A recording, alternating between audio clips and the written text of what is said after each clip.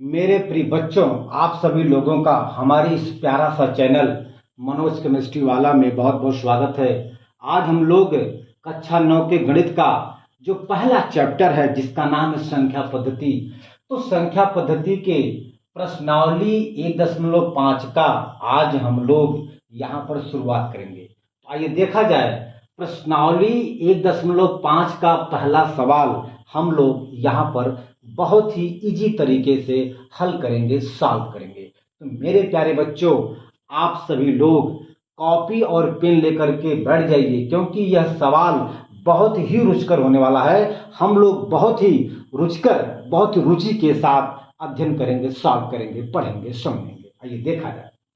इसे कह रहा है कि बताइए नीचे दी गई संख्याओं में कौन कौन परिमेय है और कौन कौन अपरिमेय है।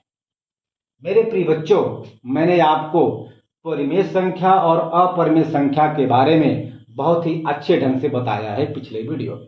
ओके, देखिए, जिन संख्याओं को हम लोग P/Q के रूप में लिख सकते हैं तथा P और Q दोनों पूर्णांक संख्याएं हों और Q शून्य के बराबर ना हो, तो वे सभी के सभी संख्याएं परिमेय संख्याएं कहलाती हैं। ठीक है। और जिन संख्याओं को हम लोग P/Q के रूप में ना लिख सकें, तो वे सभी के सभी संख्याएं अपरिमेय संख्याएं कहलाती हैं। अब हम लोग बात करेंगे, जैसे यहां पर करड़ी में 5 है। मैंने आपको बताया था कि करड़ी में जितने भी अभाज्य संख्याएं हैं, जैसे जिनका करड़ी में मतलब जिनका वर्गमूल पूरा का पूरा नहीं निकल पाता है, वे सभी के सभी अपरिमेय संख्याएं कहलाती हैं। जैसे मान लीजिए करड़ी में 2 का वर्गमूल पॉइंट में आएगा। हमने आपसे बताया कि जिसका वर्गमूल पूरा का पूरा निकल जाए उसे हम लोग कहेंगे क्या?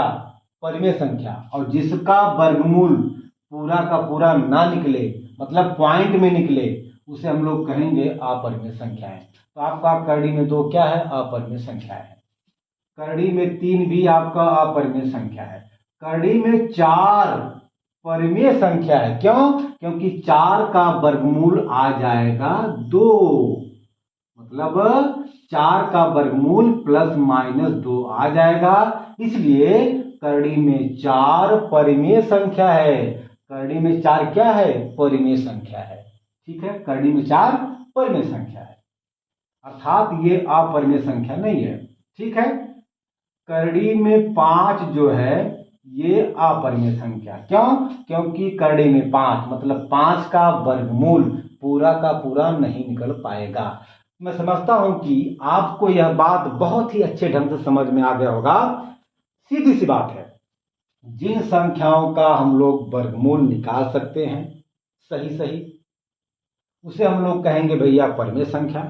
जिन संख्याओं का वर्गमूल पॉइंट में आता है या नहीं निकल पाता है पूरा का पूरा, उसे हम लोग कहेंगे अपरिमेय। तो ये आपका करड़ी में 2, करड़ी में 3, करड़ी में 5, करड़ी में 6, करड़ी में 7, करड़ी में 8, ये सभी के सभी क्या है भैया? अपरिमेय संख्या है। चलिए अब आइए, जैसे अगर एक कोई परिमेय संख्या है, ठीक है, कोई एक परिमेय संख्या है और कोई एक दूसरा जो है अपरिमेय संख्या है। अपरिमेय संख्या है। मान लीजिए कि मेरे पास कोई एक परिमेय संख्या है और दूसरा अपरिमेय संख्या है। तो अगर हम परिमेय और अपरिमेय संख्या को आपस में जोड़ें या आपस में घटाएं या आपस में गुणा करें या आपस में भाग दें, तो उनका परिणाम, उनका उत्तर हमेशा अपरिमेय आता है। जैसे मान लीजिए अगर हम परिमेय संख्या में अपरिमेय संख्या को अपरिमेय संख्या को जोड़ें तो हमें अपरिमेय संख्या ही प्राप्त होता है। अगर हम परिमेय संख्या में अपरिमेय संख्या का गुणा करें तो वह हमेशा अपरिमेय संख्या ही प्राप्त होता है। अगर हम परिमेय संख्या में से अपरिमेय संख्या को घटाएं तो हमें अपरिमेय संख्या ही प्राप्त होता है। ठीक, अगर हम परिमेय संख्या में अपरिमेय संख्या से भाग दें तो हमें भैया अपरिमेय संख्या ही प्राप्त होता है। मेरी बात आए समझ में? अगर हम परिमेय संख्या में अपरिमेय संख्या जोड़ें या अपरिमेय संख्या में परिमेय संख्या को जोड़ें, दोनों बात है। परिमेय संख्या में अपरिमेय संख्या को जोड़ें या अपरिमेय संख्या में परिमेय संख्या को जोड़ें तो हमें अपरिमेय संख्या ही प्राप्त होता है। दूसरी बात, अगर हम परिमेय संख्या में अपरिमेय संख्या का गुणा करें या अगर हम अपरिमेय संख्या में परिमेय संख्या का गुणा करें तो हमें उसका उत्तर अपरिमेय संख्या ही प्राप्त होता है। अगर हम परिमेय संख्या में से अपरिमेय संख्या को घटाएं या अपरिमेय संख्या में से परिमेय संख्या को घटाएं, दोनों बात है, तो उसका उत्तर अपरिमेय संख्या ही प्राप्त होता है। अगर हम परिमेय संख्या में अपरिमेय संख्या से भाग दें अथवा अपरिमेय संख्या में परिमेय संख्या से भाग दें तो हमें अपरिमेय संख्या ही प्राप्त होता है। मैं समझता हूं यह बात आपको बहुत अच्छे ढंग से समझ में आ गया होगा। कोई दिक्कत? चलिए अब हम इसको मिटाएंगे। ठीक है भैया जी, मिटा दें। चलिए अब देखिए यहां पर एक ट्रिक और है। अगर हम करड़ी में a का गुणा करड़ी में a में करें तो यहां से करड़ी हट जाता है, केवल a प्राप्त होगा।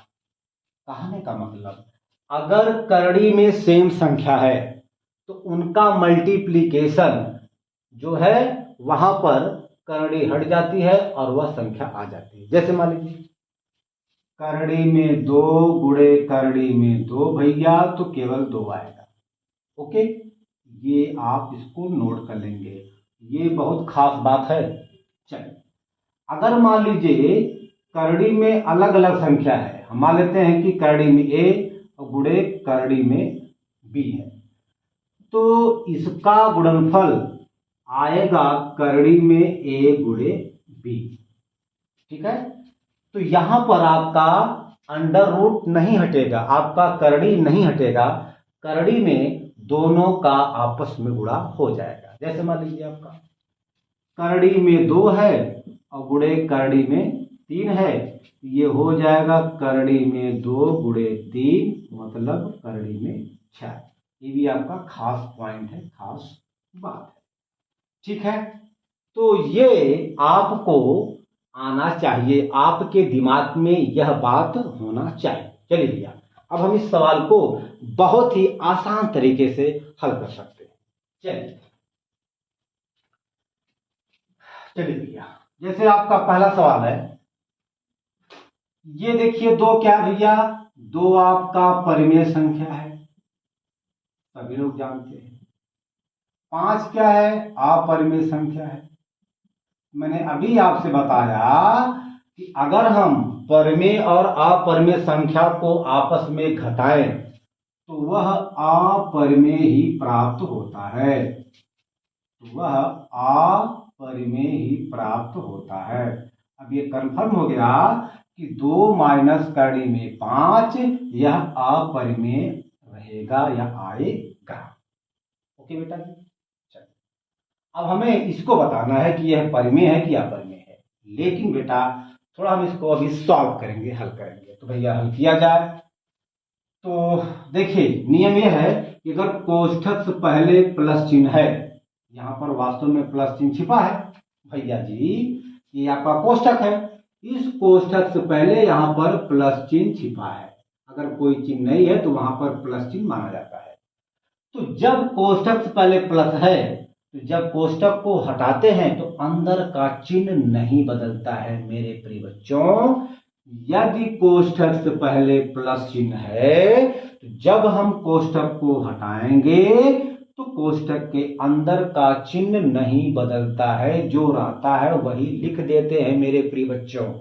आपका हो जाएगा 3 प्लस करड़ी में 23, ये आपका माइनस करड़ी में 23, ये आपका कट जाएगा, आपका आ गया 3। 3 क्या है? परिमेय है, अर्थात ये आपका परिमेय है। कोई दिक्कत? चलिए तीसरा सवाल क्या है, इसको हम यहाँ पे सॉल्व करेंगे। ये देखिए, ये अंडर रूट 7 से कट जाएगा, आपका बचेगा 2/7। और ये 2/7 क्या है? ये P/Q के रूप का है, इसलिए यह आपका परिमेय है। अर्थात 2 कड़ी में 7/7 कड़ी में 7, यह आपका परिमेय है। दिक्कत? यह आपका परिमेय। बात हम लोग करेंगे इसकी। एक आपका क्या है भैया? परिमेय संख्या, सभी लोग जानते हैं। 2 क्या है? अपरिमेय संख्या है। मैंने अभी आपको बताया था कि अगर हम परिमेय संख्या में अपरिमेय संख्या से भाग दें या अपरिमेय संख्या में परिमेय संख्या से भाग दें तो वह हमेशा अपरिमेय संख्या ही प्राप्त होता है। मेरा कहने का मतलब हो गया 1/2, यह अपरिमेय संख्या है। बात करेंगे बेटा इसकी। ये 2 क्या है? परिमेय है। क्या भैया? परिमेय संख्या है। और पाई क्या है? अपरिमेय है, हम लोग जानते हैं।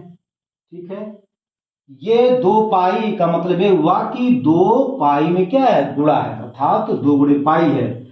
तो अभी हमने आपको बताया था कि अगर हम परिमेय और अपरिमेय संख्याओं का आपस में मल्टीप्लाई करें मेरे बेटा जी, तो वह अपरिमेय ही प्राप्त होता है। ये आपका अपरिमेय।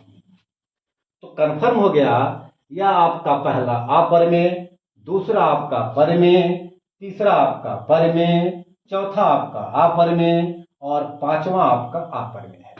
कोई दिक्कत मेरे प्रिय बच्चों? आप इसको बढ़िया से नोट कर लीजिए, फिर हम अगला सवाल बहुत ही मक्खन लगा के सॉल्व करते हैं। नोट करिए।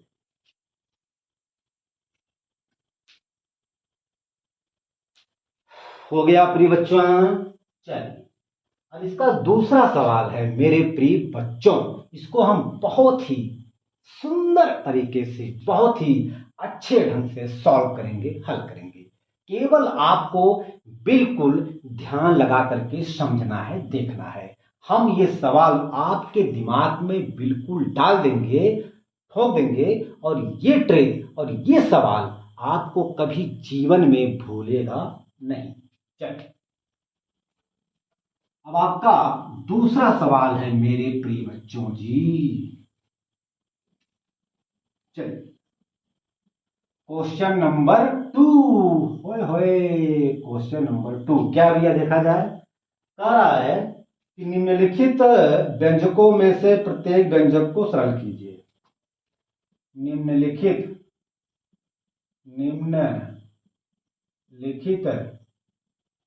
व्यंजकों में से प्रत्येक व्यंजक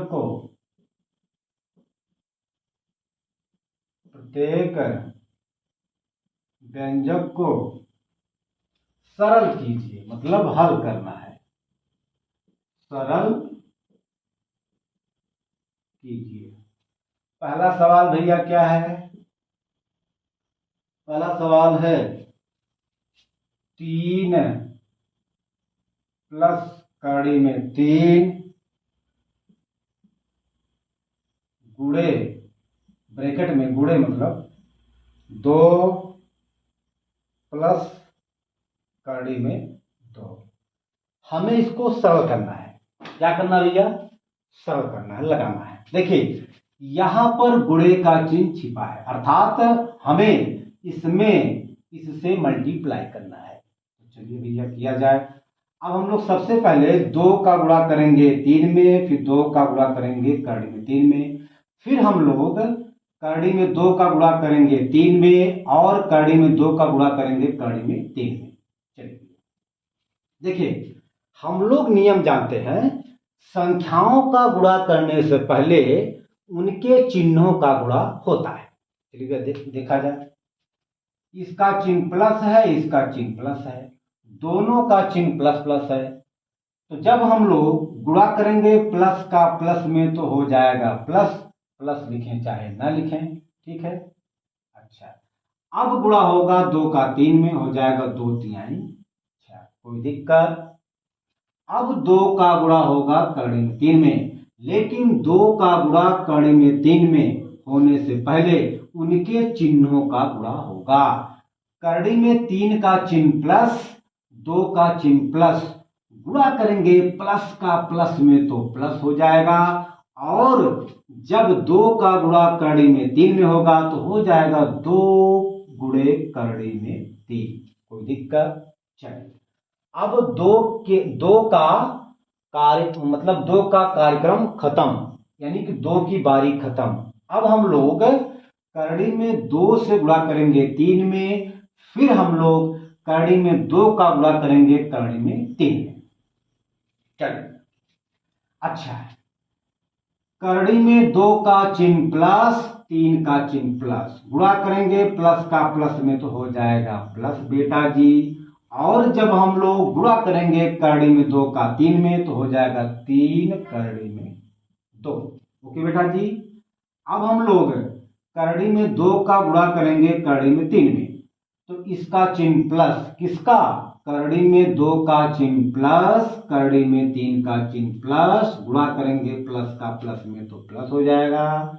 और जब हम लोग गुणा करेंगे करड़ी में 2 का करड़ी में 3 में तो हो जाएगा करड़ी में 2 तिहाई 6। कोई दिक्कत?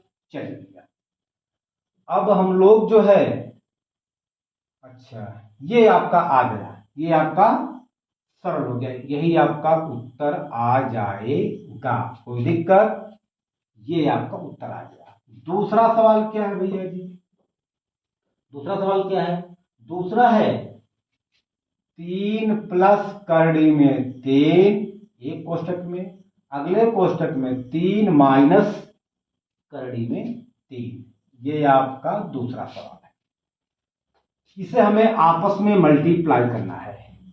एक चीज यहां पर एक फार्मूला भी बन सकता है क्या? अगर हम मान लें 3 को a मान लें और कड़ी में 3 को b मान लें तो a प्लस बी, फिर a माइनस बी। अरे भैया, यदि मैं मान लूं कि करड़ी 3 को, यदि मैं a मान लूं और करड़ी में 3 को b मान लूं तो एक कोष्टक में a प्लस बी, अगले कोष्टक में हो जाएगा a माइनस बी। अगर ऐसा है हम लोग इसको लिख सकते हैं a square minus B square.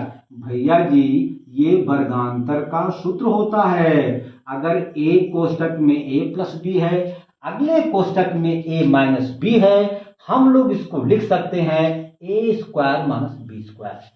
इसी रूल के, इसी नियम के आधार पर हम लोग इसे डायरेक्ट इस सूत्र की सहायता से मल्टीप्लाई करेंगे, सॉल्व करेंगे, हल करेंगे।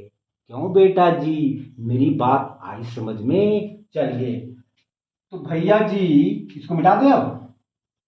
चलो, चलिए, अच्छा, तो ये हो जाएगा 3 का वर्ग माइनस करड़ी में 3 का वर्ग। तो 3 का वर्ग भैया हो जाएगा 3 त्रिक का 9, और करड़ी में 3 का वर्ग, इसका मतलब बेटा यह हुआ कि करड़ी में 3 का गुणा 2 बार है। और जब यह आपस में मल्टीप्लाई किया जाएगा इसका उत्तर आ जाएगा 3, अर्थात इसका उत्तर आ गया 3। 9 से 3 जाए 6। ये आपका भैया आंसर आ गया। कोई दिक्कत? सॉल्व करिए, बहुत ही सिंपल सवाल है यह मेरे प्रिय बेटा जी। यह इसी सूत्र पर, अर्थात a प्लस बी और a माइनस बी बराबर होता है a square minus B square. इसी सूत्र पर यह सवाल हल हुआ है। वेरी वेरी सिंपल बेटा, इसको नोट करिए। फिर बेटा आपका तीसरा सवाल है, ध्यान देंगे। आपका तीसरा सवाल है करड़ी में 5 प्लस करड़ी में 2 का होल स्क्वायर। भैया जी आप एक सूत्र पढ़े होंगे क्या, ए प्लस बी का होल स्क्वायर बराबर होता है A square plus B square plus 2ab। यदि मैं करड़ी में 5 को a मान लूं और करड़ी में 2 को b मान लूं, ये a प्लस बी का होल स्क्वायर जैसा है ना। अरे भैया इसका स्क्वायर तो इसका स्क्वायर। अब हम लोग इसको इसी सूत्र के अकॉर्डिंग तोड़ेंगे, सॉल्व करेंगे, हल करेंगे। ओके मेरे प्रिय बेटा जी, चलिए अब हम लोग इसको इसी के आधार पर सॉल्व करेंगे, हल करेंगे।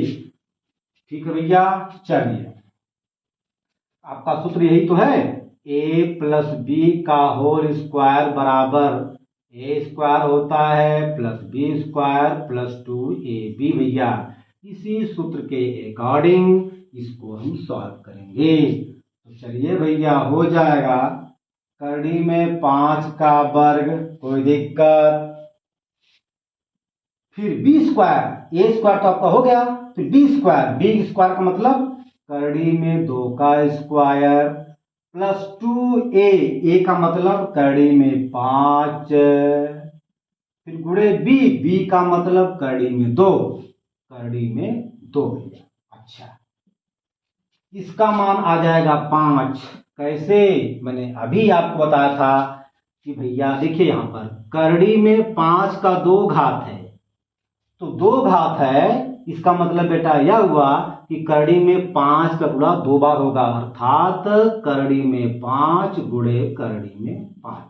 किसी संख्या का जितना घात होता है उस संख्या का उतनी बार गुणा होता है। यह बेटा आप लोग कक्षा 7 में, कक्षा 8 में पढ़ चुके हैं बहुत अच्छे ढंग से। और हमने आपको बताया था कि अगर करड़ी में सेम संख्या है तो वहां पर केवल वही संख्या आ जाती है और करड़ी हट जाती है। इसका मतलब इसका मान आ जाएगा 5।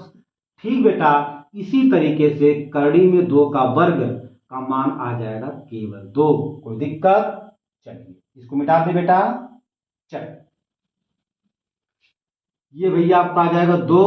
देखिए करड़ी में 5 गुणे करड़ी में 2, ये हो जाएगा करड़ी में 2 बचे 10। ओके 5 2 7, 7 प्लस 2 करड़ी में 10 भैया, यही आंसर आ जाएगा। कोई दिक्कत, चलिए इसको आप बढ़िया से नोट करिए। इसी में एक सवाल और है, हो गया मेरे प्रिय बच्चों, हो गया। ओए होए बहुत आसान सवाल है, कुछ नहीं करना है, बिल्कुल हलवा है, केवल और केवल इसी फार्मूले के आधार पर बहुत आसानी से, बहुत ही इजी तरीके से सॉल्व हो रहा है। तो क्या प्रॉब्लम है, क्या दिक्कत है आपको बेटा सॉल्व करने में, एकदम हलवा है, समझ लो कुछ नहीं है। ठीक है, चलो अब आपका इसी में चौथा सवाल है जो कि लास्ट है। चौथा सवाल है मेरे प्रिय बेटा जी, करड़ी में 5 मतलब √5 माइनस √2 इन स्मॉल ब्रैकेट, फिर √5 प्लस √2 इन स्मॉल ब्रैकेट। इन दोनों का आपस में क्या है, मल्टीप्लीकेशन है। क्यों, क्योंकि यहां पर गुणे का चिन्ह अर्थात मल्टीप्लीकेशन का चिन्ह छिपा है। भैया हो, यदि मैं मान लूं कि करड़ी में 5 को a मान लूं और करड़ी में 2 को मान लूं b, ये आपका हो जाएगा a माइनस बी, और ये आपका a है प्लस ये आपका b है। क्यों भैया, हमने माना है, मान लिया करड़ी में 5 को a हमने माना है, करड़ी में 2 को हमने b माना है बेटा जी, यहाँ पे हो जाएगा a माइनस बी, यहाँ पे हो जाएगा a प्लस बी। अगर ऐसा है बेटा जी, हम लोग इसको लिख सकते हैं a square minus B square. ये भैया सूत्र है, सरसमीका है, फार्मूला है भैया जी।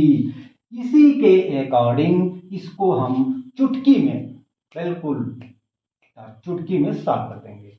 चलो भैया, अगर ये ऐसा है तो हम लोग इसको लिख सकते हैं करड़ी में 5 का वर्ग माइनस करड़ी में 2 का वर्ग। क्यों भैया जी, कोई दिक्कत? इसको मिटा दें। चल, अब इसका मान आ जाएगा 5। क्यों? करड़ी में 5 का 2 घात है, तो जब करड़ी में 5 का 2 घात है, हम लोग लिख सकते हैं करड़ी में 5 के 2 घात को करड़ी में 5 गुणे करड़ी में 5 आ जाएगा 5। मैंने आपको इस टाइप का जो सवाल है कई बार समझाया है, बताया है।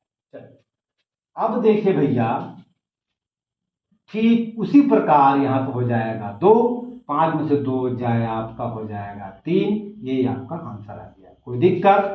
मैं समझता हूं कि यह सवाल आपको बहुत ही अच्छे ढंग से समझ में आ गया होगा। तो ठीक है मेरे प्रिय बच्चों, आज हम अपने वीडियो का यहीं पे अंत करते हैं।